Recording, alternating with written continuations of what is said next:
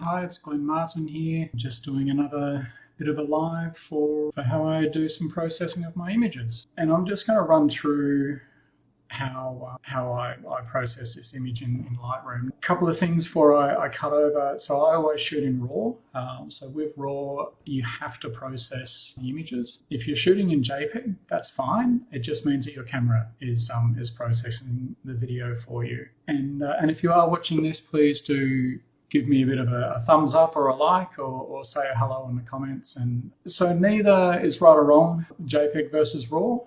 It's just a JPEG and your camera, it doesn't know the vision of what you're trying to do. So how about I cut over and see if I can make this work, that out of the way. So this is what I'm going to be processing. This is the finished image. Now, I shot this using my Canon EOS R with a Canon 100mm macro lens. This is the final product. This is where it started, okay? So this is the image out of the camera. Now, they look completely different, right? I shot this at 1/125th at f2.8, a very shallow depth of field, ISO 125. Now I did take some other photos, and I just didn't like them as much. So you can see here, I had the camera focusing not as deep into the dandelion. This one, you can see, I'll just brighten it so you can see what I was doing. The focus is on the outer, but you don't see all the seeds and everything in the middle. So ultimately, it's this image, which I'll make a bit brighter again, where I manually focus the camera right into the guts of the dandelion. Let's go through how I process this image, and I'm just going to talk you through what I do. So as usual, I'll start by just resetting a couple of things, but I will enable lens correction. And this just removes that tiny bit of distortion. I'm also going to make this window a little larger so you can see what I'm doing without that sidebar there. So I've applied lens correction. Then I'm going to come back up the top, and I'm just going to increase exposure for a moment because I want to check my white balance. So I'm going to use my white balance picker. I'm going to pick a gray area on the scene. Not much change, so the white balance out of the camera was pretty good. What happens if your white balance is wrong? Well, I'm just going to exaggerate this. You get Smurf dandelions. Or if we go the other way, really exaggerated, you get something that's really warm and orange. So by using my picker, get that gray spot, that's probably where a good color temperature is. Now I'm going to bring this exposure up so it looks better pretty soon. First thing I'm going to do is set my white point. So holding down the shift and double clicking whites, Lightroom automatically pushes the white slider as far as it can go without it clipping. So what does clipping mean? I'm just going to deliberately push it all away, and I've got my clipping warning on. So you see all of that red? That now means that white is so white that I've lost all the detail. So we don't want that. And if I pull it back manually, you just want to get your whites until nothing is clipping. So there's a bit too much, come back a bit. So you can do it manually, or you can just shift, double click on whites, and Lightroom will do it for you. Similarly in the blacks, I'm going to shift, double click, and it's going to change my black point. So you can see the black has come down just a little bit here. My clipping warning is on. I'm okay with those little bits there for my blacks. So I'm just going to turn the clipping off. I'm going to increase the exposure a little bit now. I'm just going to bring that up. And again, I'm watching my, going to hit J to turn on the clipping warning. So as I bring that exposure up, I can see just that I'm starting to push it a little too much down in this bottom left. So that'll do for that. All right, now the image for me at the moment is a bit flat. So I'm going to use one of the great tools in Lightroom, which is the dehaze slider. If I go aggressively on it, you can really sort of see it'll brighten the brights, darken the darks, and kind of feels like it's sharpening. It's like a contrast slider. That's overbaked. We don't want to go that far. So I'm just going to bring it back. And that feels pretty good there. We've got some nice detail in the middle here, but it does drop our exposure a little. So when you do move your dehaze slider, we can just increase that exposure back up just a touch. All right, let's have a look at our shadows. Again, I'll push this nice and hard. So it's not really doing anything to the dandelion itself because most of the dandelion is in our brights and our highlights. So whereas the shadow slider is hitting all of this stuff in the background. What's Rach saying there? Oh, Rach, yeah, you have to go back and edit your photos. And this is one of the great things about using Lightroom and RAW. You always can learn something new to process your images with. So when you've got, it might look flat and uninteresting and dull out of the camera in RAW, it's because it's not processed. So yeah, Rach, definitely go and find those old photos and give it another go. All right, so we're moving our shadow slider around. Now, what I like this is doing, if I push it up, we're getting the greens in the background, which is bringing a bit of color, but I don't want overly distracting because the hero of the show is the dandelion, of course. So I'm just going to pull that back a little. All right, now last slider is our highlight. So I'm going to push it hard to the right. Oh, look at that. Lost all the detail. So we don't want to go that way, certainly. And if I turn my clipping warning on, you see all that red. So we've lost any detail. Where it's red, behind that is now whiter than white. So we're going to go back the other way and look at that. So if we pull the highlights right down, we're now really seeing into the core of the dandelion. We're seeing the seeds. So that's good. I like having that highlight slider pulled back a little. Let's have a look a bit closer in here. I've just gone into 1:1 resolution. You can see the focus has not hit dead center of the seed in the middle, but at least around the side. So I'm going to first move the clarity slider. Let's have a look what happens here. You can see it kind of darkens things off. Clarity, dehaze, texture, they all sort of work a bit similar in brightening brights and darks sitting beside each other. And one of the things that can do is add contrast. It adds pop and life to your image, but it can also give this effect of sharpening. I'm actually going to move that clarity slider back to 0. So if you ever need to reset a slider in Lightroom, just double click. So if I punch clarity right over to 100, double click on clarity, it's going to take it back to 0. Let's move texture instead. Now, I like that better. It might be a little too subtle on the screen that you're seeing, but moving texture as opposed to clarity, it's doing more justice to the tips of the seeds in the middle there. So we're coming back out. I'm liking that. That's pretty good. Working on down, we've got our vibrance and saturation sliders. So I'm not going to touch saturation because honestly, this image is looking a bit saturated already. And in fact, I might pull saturation back a touch, but I am going to increase vibrance. So again, I'm going to move it aggressively so we can see what happens. Now that's interesting. When I max out vibrance, you see how a nice and orange yellow around the side here, but we've kind of got this blue color cast at the top. So the color across the whole dandelion isn't consistent. So I'm going to grab my brush tool. I could use a radial filter. I might actually use my radial filter first. I'm just going to drag a radial filter out, and then I'm going to turn it because I want it to cover this blue area. So this is just showing you a couple of ways that you might tackle this mismatched color temperature. So this being a bit blue and cold, this being a bit warm and yellow.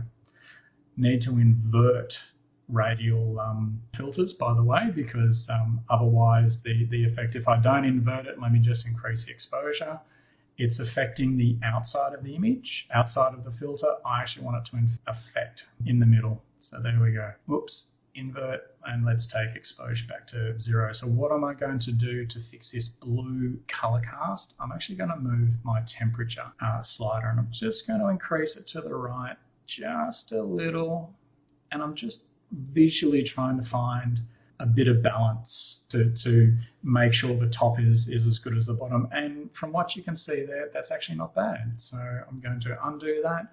You see we've got the blue cast, and I'm going to slide that back up to about 11, and that's pretty good. So that was one way. The other way is to use a brush. So we use an adjustment brush instead, and I'm going to hit O for overlay, or I think, no, you can't because I've put my head down the bottom. There is a show selected mask overlay, which is hiding behind the video of me. So that means that just when I brush this in, it's doing an overlay of where it's going to affect. and I can see this blue down the bottom. Now, I don't really care that it's bleeding out to the edges a bit, and I'm going to hit O to turn that off. And same as with the radial filter, I'm just going to increase the color temperature, bringing that, and I'm just trying to get it to where it feels similar to the other side. And that's not too bad. Now, by the way, as I'm doing these adjustments, there might be points where you could be thinking, oh, I don't like that, or I wouldn't have done that, he's pushed it too far, etc. That's fine. Everybody's vision is their own, and what you see and what you want to get out of your processing is completely up to you. So there's no necessarily right or wrong, with the exception of when you just push things way too hard and it becomes garish and quite awful. But if you would have processed this image in a different way, doesn't mean that I'm right, you're wrong, you're right, I'm wrong. It's just a different point of view, quite honestly. So now that we've balanced that off, I'm going to turn my adjustment brush and I'm going to pull that vibrant slider back. Okay, that's better. It's a bit easier on my eyes now. So you can see that the top half has lost that sort of blue cast, which is good. And the difference between vibrance and saturation, vibrance will only increase saturation, for lack of better words, for colors that are already a bit dull. So things that are vibrant or saturated already, it's not going to touch them. Whereas if I push the saturation slider that aggressively, it's hitting everything. So you can see these greens have really gone super green. And those yellows are quite terrible. What's Alicia saying there? Oh, the clipping warning. Alicia, yeah, absolutely. The clipping warning is one of the most useful tools when you're processing images in Lightrooms, because it lets you know when you've pushed it either too bright or too dark. And if you're printing your images, this is doubly, triply important, because if you've pushed your whites too far, it's just going to, well, it's actually not going to print onto the paper. It's so white, it's not going to lay any ink down, and it's going to just be the white of the paper behind, so nobody wants that. All right, so let's get rid of that saturation because that's hurting my eyes, but I am going to increase the vibrance a little. Okay, that's pretty good. I'm now just going to take a moment, have a look at this image, see what I'm kind of feeling about it. I actually want the seed, the dandelion, to pop a little more. So I'm going to get this radial filter here, and starting from the middle, I'm going to hold down the Shift key and click and drag. And what holding the Shift key does, see how the radial filter is a perfect circle? Now, if I just delete that one, if I didn't hold the Shift key, and hopefully you can see it as I move the mouse around, so I'm not going to get a perfect circle. Now, my dandelion is a circle, so I am just going to start in the middle, pull this out. So what I want to do first is, and I'm just going to click and drag, there we go, get that in the middle. I'm just going to see brightening the dandelion only and not the outside. So you would have seen I've hit my invert button. Let's increase the exposure just a little bit. Okay, so I've now run into a problem. If I turn my clipping warning back on, I've increased the exposure of the dandelion, but there's all of those whites. So let's reset that and uninvert the radial filter, and let's decrease exposure to the background. I'll go aggressively so you can see what's happened. Now, it's all a bit too tight, so I'm just going to increase the filter, and now let's not make it as dark. So once you start getting into your processing, you're going to find you want to be subtle with most of your changes. So that's pretty good. I like that. And it's just made the dandelion itself that little bit brighter without it becoming overwhelming. So I'm just noticing that my whites in some of my edits, I'm clipping again over here. So I'm just going to pull my highlight slider down. Okay, and I'm just going to pull the whites back just a bit. Whoa, too much. Okay, and increase exposure. There we go. That's a bit better. All right, we're getting close to the end of what I would have been doing when I edited this last time. A couple of things that you could do from here is you could mess with the hue and saturation of the background. I'm not really going to at the moment, but just as part of the edit, but to show you what I mean. If I turn the saturation on and use my color picker here, so you can see as I move it around the screen, it will highlight the color if you look at that toolbox on the right.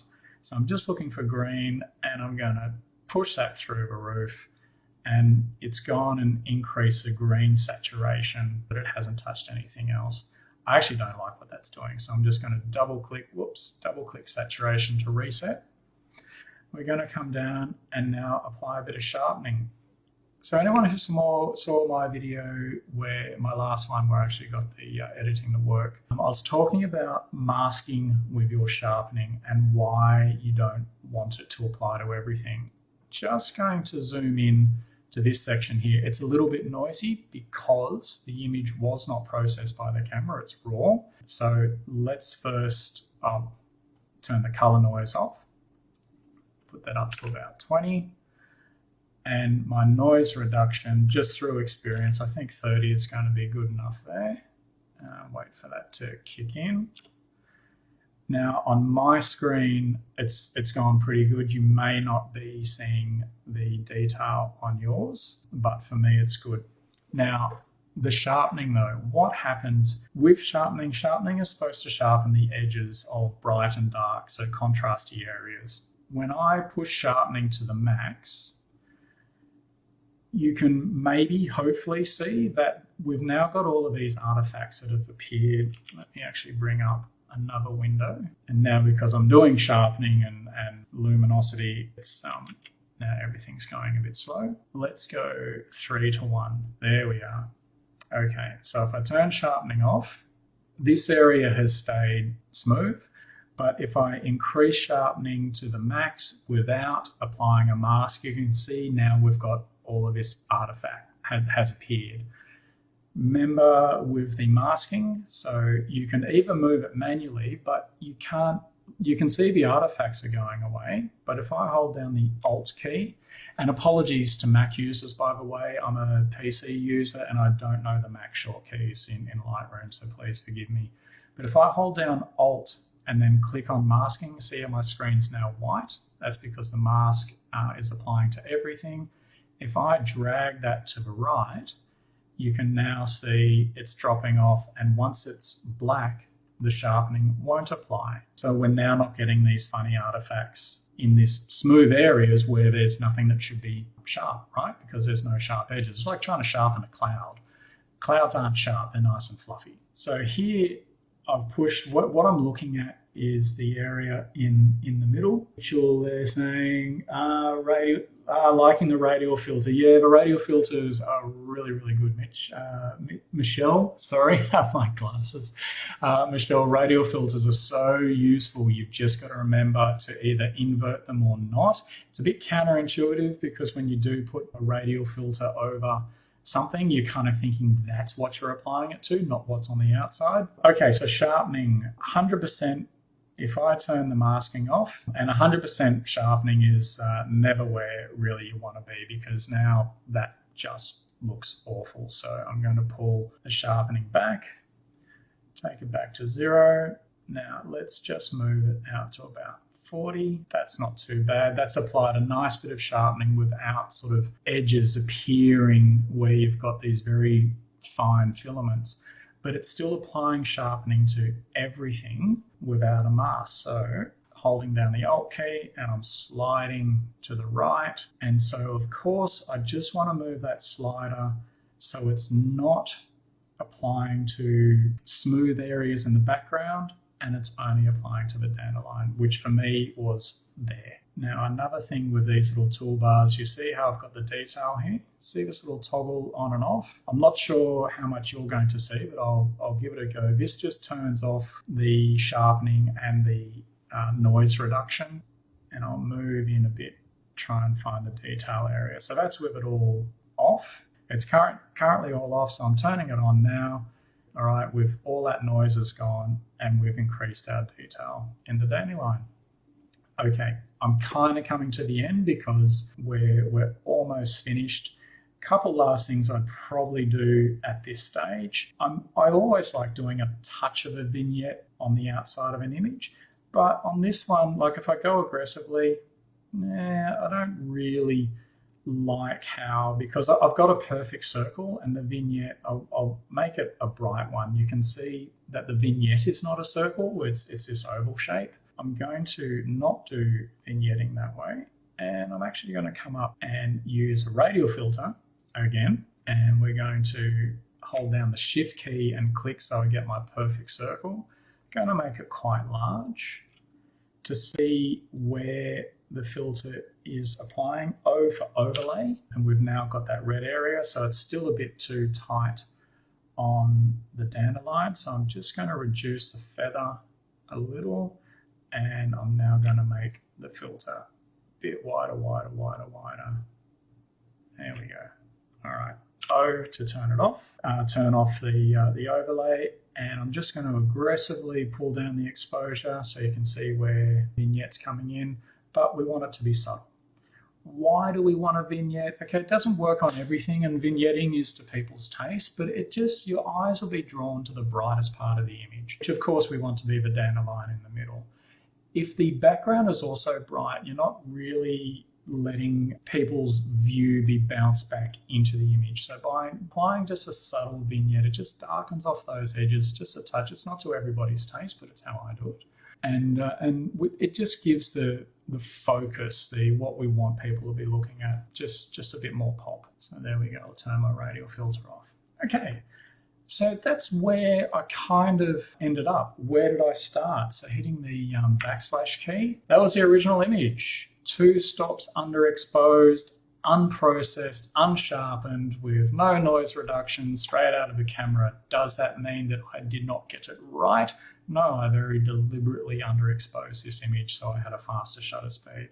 Another way to have a look at the difference, I'm just going to bring my toolbars back, and I'm going to hit the Y key for the comparison. There's the before, there's the after, or similarly we can see them next to each other, before and after. The post that I did on Facebook, I actually cropped it in because I put it into Instagram as well. So that, if I was going to do that nice and quick, got my crop tool, 1:1, boom, and I just wanted to get that crop dead center. So I just visually used my adjustment marks here so I can see that's going through the middle.